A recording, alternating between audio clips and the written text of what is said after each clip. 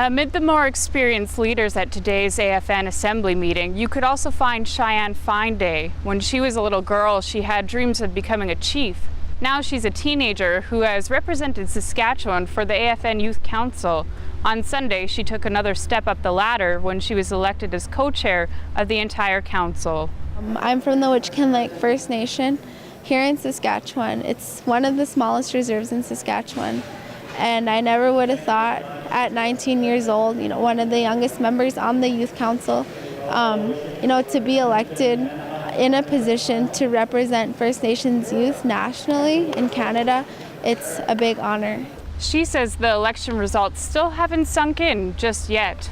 The young councillor became involved in politics when she was just 14 years old. Her ambitions were inspired by her late father, who served as a band councillor in their community for almost 2 decades.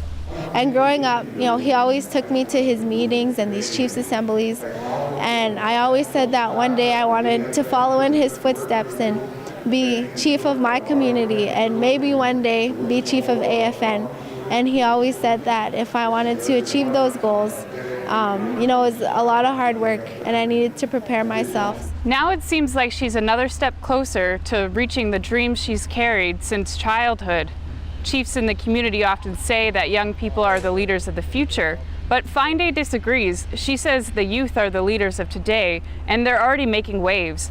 That's why she'll continue to push for positive change and more funding for First Nations youth in the communities in Saskatchewan and across Canada.